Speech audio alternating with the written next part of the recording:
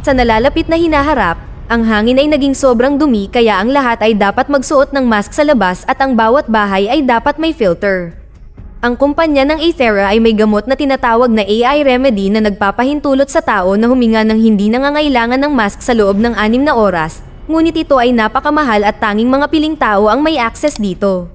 Sa isang madilim na lab, nagre-record si Solomon ng isang video na nagpapaliwanag na sa kalaunan ay magrarasyon ang Aethera ng AI Remedy. Kapag nangyari iyon, ang mga tao ay magiging desperado at dahil doon ay gusto ni Solomon na magsimula ng bagong pagsubok. Alam niya na ang pagtaas ng dosis ng kanyang compound ay maaaring mag-trigger ng nakamamatay na immune response, ngunit sa palagay niya ay kailangan ito upang iligtas ang sangkatauhan. Sa sandaling iyon ay nakatanggap siya ng alerto na nagsasabing ang huling green zone sa mundo ay naging polluted din, na nangangahulugan na sa 18 buwan, 83% ng populasyon ay nasa panganib ng nakamamatay na pagkakalantad sa lason. Napansin ng kaibigan ni Solomon na si Spider na minamatyagan ang kanilang lab, kaya nakaisip siya ng ideya na protektahan ang kanilang pananaliksik. Ang bagong party liquid na tinatawag na Blue ay ang pinakabagong uso, kaya pinayuhan niya si Solomon na kulayan ang kanyang compound sa parehong paraan. Kapag nahuli sila ng mga pulis, iisipin nilang nagbebenta sila ng droga at ang kanilang compound ay hindi susuriin. Samantala, si Ella ay nagtatrabaho bilang modelo para sa Aethera na nagpo-promote ng kanilang mga produkto. Dati ring modelo ang kanyang ina, pero nagpakamatay ito at kinuha ni Ella ang legacy niya, kaya nagagalit sa kanya ang ibang modelo dahil sumikat lang siya sa koneksyon ng pamilya. Ngayon ay itinatago ni Ella ang kanyang gamot sa paghinga sa locket ng kanyang ina.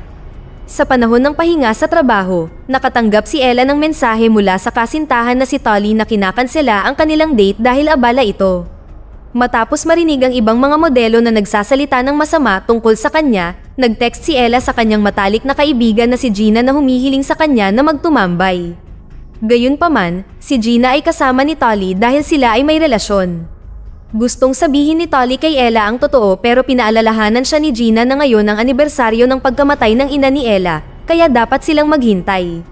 Nagmaneho si Tolly sa misteryosong lugar upang kunin ang ilang party liquid habang naghihintay si Gina sa kotse.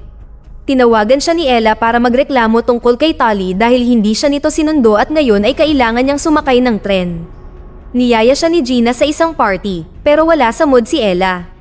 Pagkatapos ng tawag ay nakinig si Ella sa palaboy sa istasyon na nagsasabing ang nakalalasong hangin ay parusa mula sa Diyos para sa ginawa ng mga tao sa planeta.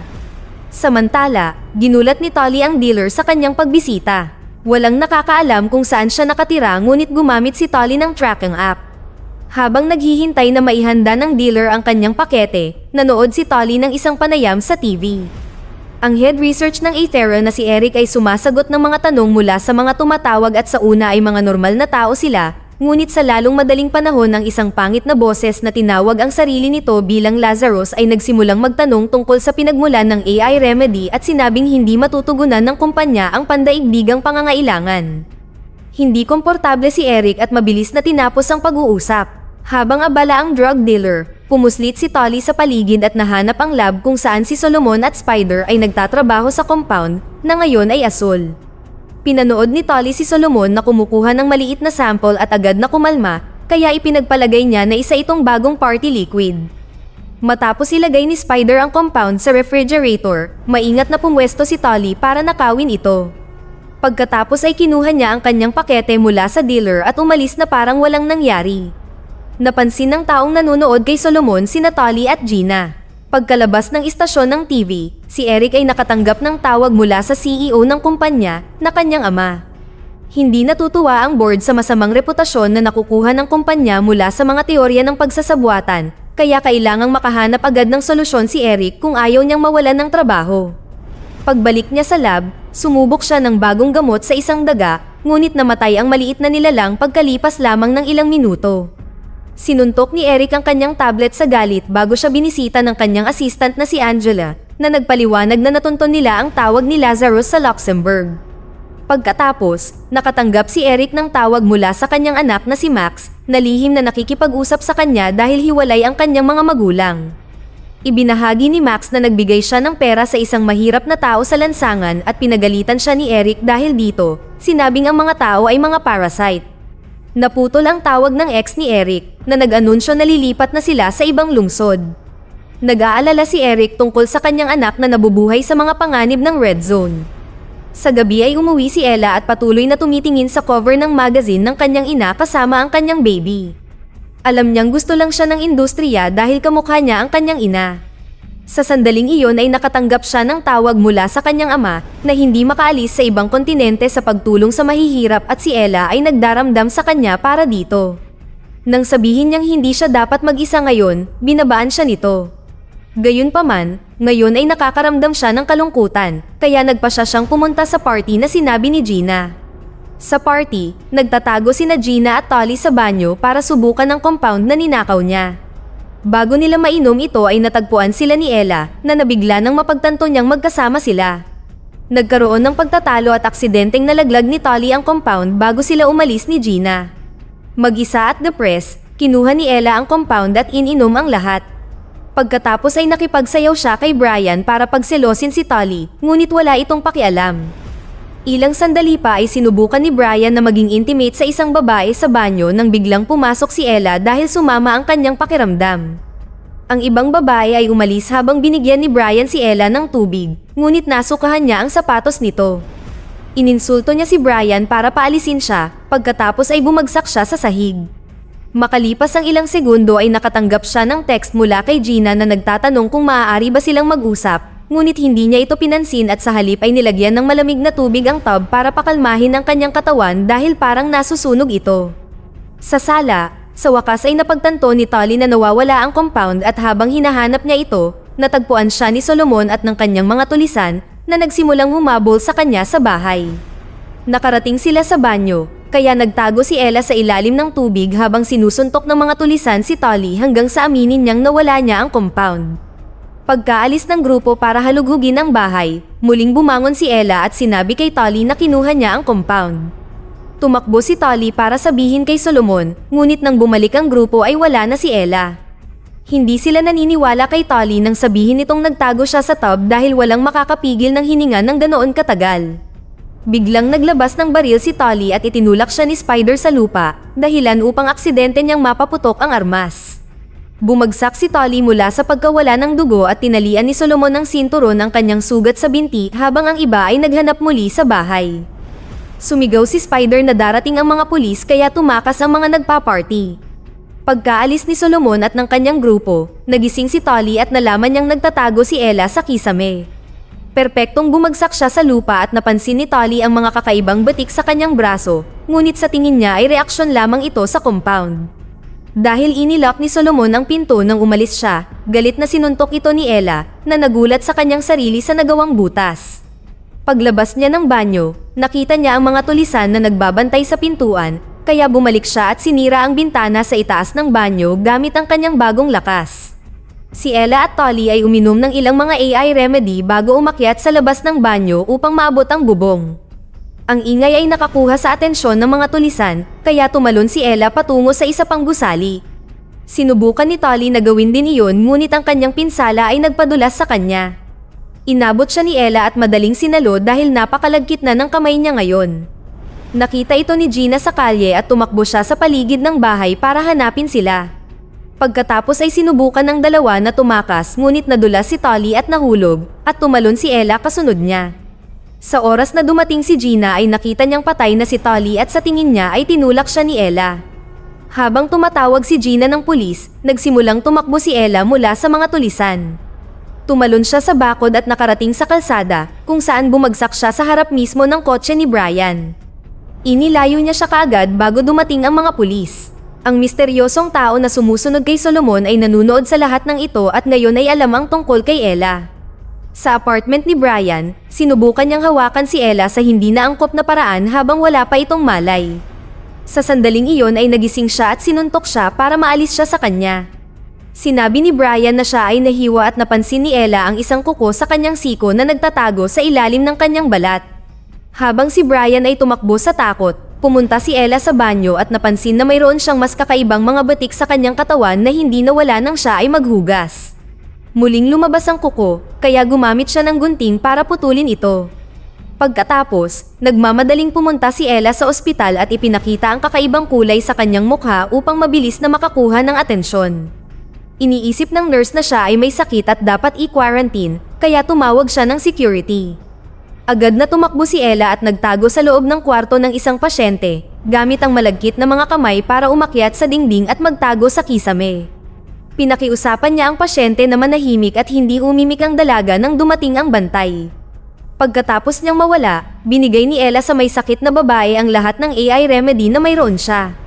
Samantala, nakatanggap si Eric ng impormasyon tungkol sa buong sitwasyon sa pagkamatay ni Tolly at Ella dahil siya ang nagpadala ng tao upang sundan sila. Sinabi ni Brian sa pulis ang tungkol sa kuko ni Ella kaya ngayon ay interesado na rin si Eric sa kanya. Dumating sina Solomon at Spider sa apartment ni Brian at nakita ang kuko sa lababo. Sa kalaunan, nahanap ni Ella si Gina, na agad na tumakas nang makita siya. Sinundan siya ni Ella at hinawakan siya sa lupa, sinubukang ipaliwanag na kailangan niya ng tulong. Pinapasok siya ni Gina sa kanyang apartment at tiningnan ni Ella ang sarili sa salamin upang matuklasan na lumalala ang kanyang balat, hindi pa banggitin ang kanyang mga kuko na parang matatanggal. Sumunod, nakaramdam siya ng matinding pananabik sa karne. Kaya kumuha siya ng burger sa refrigerator ni Gina bago kinuha ang kanyang cellphone. Dahil hawak ng mga tulisan ang cellphone ni Tolly, tinext ni Ella ang kanyang numero kung ano ang gusto nila. Nang lumabas ang paksa ng pakikiapid, muling nagsimulang magtalo sina Gina at Ella. Binanggit ni Ella na ang lahat ng tao sa buhay niya ay mapagkunwari at akala niya ay si Gina lang ang tunay niyang kaibigan, pero nagkamali siya. Bilang kapalit, binanggit ni Gina na kung minsan ay parang bata si Ella at nakakasakit ng mga tao dahil sa kanyang pag-uugali. Nang mag-beep ang microwave, hinawakan ni Ella ang pinto nito sa sobrang galit kaya napunit niya ito. Sa sandaling iyon ay tumawag si Solomon at pumayag si Ella na makipagkita sa kanya mamaya. Gusto ni Gina na tumawag ng pulis, ngunit pinigilan siya ni Ella ng medyo agresibo at napagtanto niyang natatakot sa kanya ang kanyang kaibigan. Sa Luxembourg, pumasok ang mga tauhan ni Eric sa abandonadong silid para hanapin si Lazarus, ngunit nakita lang nila ang tablet na ginamit para tumawag. May mensahe para kay Eric, na kinukutya siya dahil wala siyang sapat na mapagkukunan upang patuloy na gumawa ng mga AI remedy at natatakot siya sa kompetisyon. Matapos marinig ito, tinawagan ni Eric ang kanyang ama upang humingi ng ilang linggo upang tapusin ang bagong formula dahil gusto niyang makasama ang kanyang anak ng ilang oras bago siya umalis. Gayunpaman, ang kanyang ama ay nagbigay lamang sa kanya ng 3 araw. Bumalik kay Ella, kinakain niya ang hilaw na karne habang sinusubukang subaybayan ni Gina ang cellphone ni Tolly. Bago umalis para sa pulong, sinabi ni Ella sa kanyang kaibigan na pagkatapos nito ay hindi na niya gugustuhing makita siyang muli. Makalipas ang ilang sandali ay nakipagkita siya kay Solomon, na gumambala sa kanya upang salakayin siya ni Spider mula sa likuran at kidnapin siya. Nakikita ito ni Gina mula sa malayo at sa tulong ng tracker ng cellphone, sinundan niya sila. Dinala ni na Solomon at Spider si Ella sa kanilang tahanan na nakita ng tauhan ni Eric. Sa loob, si Ella ay nakatali sa isang upuan ngunit nagawa niyang magpatubo ng isa pang kuko na pumutol sa pagkakatali. May karne sa counter, kaya agad niyang kinain ang lahat ng ito nang hindi niluluto. Nang lumitaw si Solomon at Spider sa pintuan, kumuha si Ella ng kutsilyo at dumura sa kanila ng asido, at nasunog ang kamay ni Spider. Sa sandaling iyon ay dumating ang mga pulis at nagsimulang kumalampag sa pinto, kaya ibinigay ni Solomon kay Spider ang huling sample ng compound at sinabihan siyang tumakbo. Sinubukan ni Solomon na kumbinsihin si Ella na magtiwala sa kanya ngunit nag-ambala sila ng mga pulis na pumasok sa silid upang arestuhin si Ella sa pag-atake kay Brian at pagpatay kay Tolly. Nahanap ng ilang opisyal ang lab at inaresto rin si Solomon sa pag-aakalang siya ang pinuno. Pinapanood ni Gina ang kanyang matalik na kaibigan na dinala palayo at walang ginawa dahil hindi na niya alam kung sino ang dapat pagkatiwalaan. Nang maglaon sa bilangguan, hinawakan ni Ella ang kanyang leeg at napansin ang mga batik na umabot sa kanyang tainga na biglang bumagsak upang hayaan ang kakaibang hugis na tainga na tumubo sa halip. Tinakpan ni Ella ang kanyang ulo gamit ang hood habang ipinaliwanag ni Solomon na ang kanyang layunin ay maghanap ng alternatibo sa AI remedy na maaaring maibigay para sa bawat tao anuman ang katayuan sa lipunan. Naputol ang pag-uusap sa pagdating ni Eric na nagpahayag na si Solomon ay dating nagtatrabaho para sa Aethera. Pinagmasdan niyang mabuti ang mga pagbabago ni Ella at nagbayad para mapalaya siya at si Solomon mula sa bilangguan. Dinala niya ang dalawa sa kanyang sasakyan at nakita sila ni Spider na sumusunod sa kanila. Makalipas ang ilang sandali sa pasilidad ng pagsasaliksik ng Aethera, binigyan ni Eric si Ella ng pampakalma upang makapagsagawa siya ng ilang pagsubok. Lumilitaw na mutated ang kanyang DNA, ibig sabihin ay hindi na siya tao. Pagkatapos ay pumunta si Eric sa basement, kung saan pinahihirapan ng isa sa kanyang mga tauhan si Solomon. Matapos basahin ang lahat ng mga krimen na maaaring humantong kay Solomon sa bilangguan, pinakiusapan siya ni Eric na magtrabaho muli sa kumpanya, ngunit tumanggi si Solomon dahil gusto niyang mapunta ang gamot sa lahat anuman ang katayuan. Hindi sumang-ayon si Eric, iginiit na ang mga tao ang sumira sa kapaligiran sa simula pa lang kaya dapat niyang piliin kung sino ang mabubuhay. Nang magising si Ella, half-mutated na rin ang mukha niya. Sinabi sa kanya ni Eric na ang kanyang pagbabago ay nangangahulugan na maaari siyang huminga sa maruming hangin at ang kanyang katawan ay gumagawa ng enzyme na maaaring magamit upang gumawa ng higit pang mga AI remedy.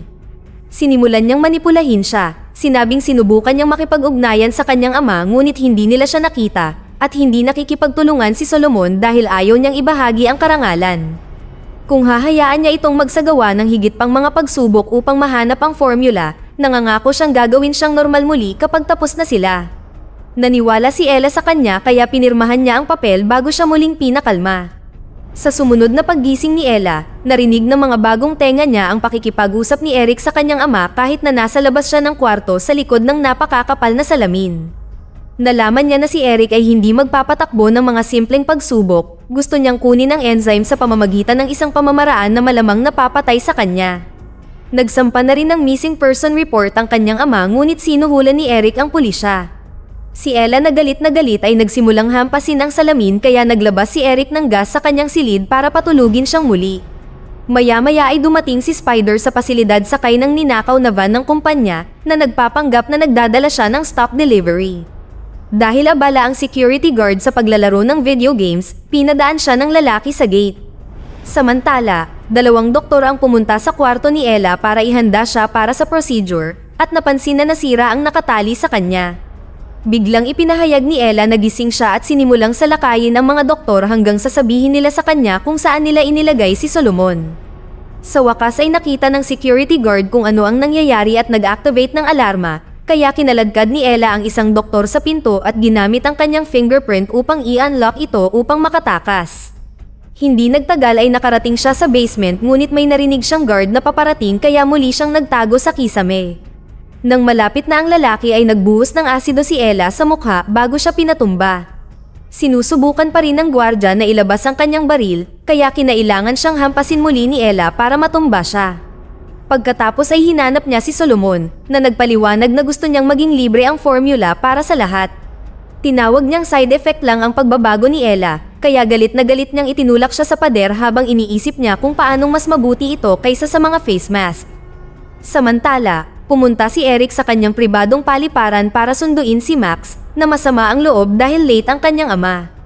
Pagdating nila sa pasilidad, narinig ni Eric na nakatakas si Ella kaya iniwan niya si Max kay Angela bago sumali sa paghahanap. Sa pagtanggi na maging babysitter, iniwan ni Angela si Max sa opisina ni Eric kung saan nakita niya ang locket ni Ella. Papasok na ang mga gwardya sa lagusan, kaya ipinakita ni Solomon kay Ella ang mga lagusan. Umakyat siya doon gamit ang kanyang malagkit na mga kamay at dinala si Solomon gamit ang kanyang sobrang lakas na nagawang makatakas bago siya makita ng mga gwardya. Kasabay nito, naglagay si Spider ng ilang bomba at nagpadala ng mensahe sa kumpanya na nagbabala sa kanila tungkol sa pagsabog na mangyayari sa loob ng 9 na minuto. Sinabi ni Angela kay Eric na dapat silang lumikas, ngunit sa palagay niya ay hindi totoo ang bomba at sinusubukan lamang ng mensahe na makagambala sa kanila.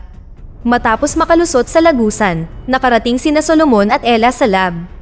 Gamit ang hologram, ipinaliwanag niya na ang pangunahing sangkap na ginagamit sa AI remedy ay nakuha mula sa isang partikular na tutubi na matatagpuan lamang sa Africa.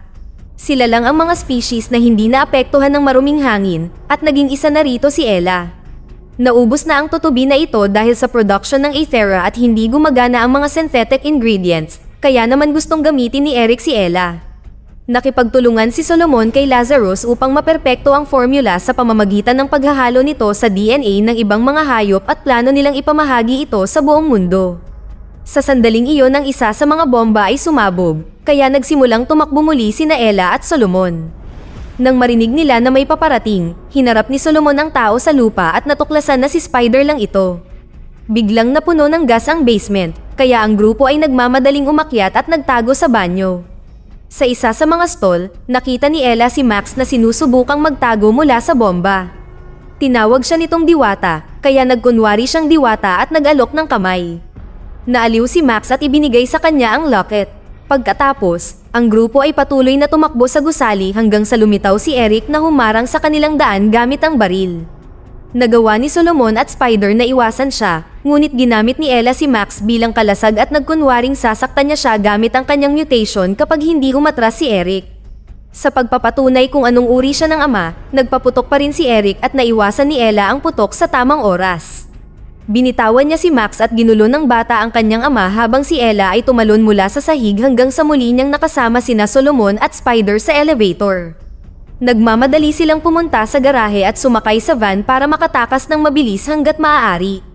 Ang gwardya ng kumpanya ay nagpaputok ngunit pinaalalahanan sila ni Eric na kailangan nila si Ella ng buhay, kaya sa halip ay binaril nila ang mga gulong ng van habang ito ay tumatawid sa front gate. Bumagsak ang sasakyan at bumaliktad, ngunit nang makalapit ang mga gwardya ay natuklasan nilang tanging si Spider lang ang nasa loob nito. Samantala, tumakbo sina Solomon at Ella sa kagubatan at sinira ni Ella ang bakod gamit ang kanyang mga bagong kuko upang makatakas. Hinabol sila ng lahat ng mga gwardya at isang lalaki na lang ang natira na nagbabantay kay Spider, kaya nagkunwari siyang may sakit para mahuli siya ng biglaan at itumba siya. Ngayon ay makakatakas na rin siya. Sa kalaunan, narating ni Ella at Solomon ang tulay at sinabi ni Solomon kay Ella na tumalon upang makatakas. Ayaw niyang iwanan siya, kaya ipinakita sa kanya ni Solomon ang kanyang mutated na braso. Kaunti lang ang ininom niya sa compound dahil duwag siya kaya hindi siya sigurado kung makakaligtas pa siya. Ibinigay ni Solomon kay Ella ang huling sample at hiniling sa kanya na hanapin si Lazarus para tapusin ang gamot. Ibinigay sa kanya ni Ella ang kanyang locket bago tumalon sa ilog, matagumpay na nakalayo. Di nagtagal, dumating ang mga gwardya upang hulihin si Solomon at inanunsyo ni Eric na pipilitin niya siyang gumawa ng isa pang mutant. Maya-maya ay nakakita si Gina ng envelope sa kanyang pintuan na may espesyal na pampalamuti na earpiece na dati niyang ibinabahagi kay Ella. Nang gabing iyon, nag-hack si Spider sa channel sa TV para sabihin sa buong mundo na dapat silang magbago para maiwasang mamatay. Samantala, ang mutation ni Ella ay nagbigay sa kanya ng mga pakpak at ginamit niya ang mga ito upang mahanap si Lazarus, na lumabas na si Angela. Dito na nagtatapos ang ating kwento. Sana ay nagustuhan nyo. Mag-subscribe na kung hindi ka pa nakasubscribe, pindutin na rin ang notification bell at like button upang matulungan ang channel, at mag-iwan na rin ng komento. Maraming salamat sa panonood.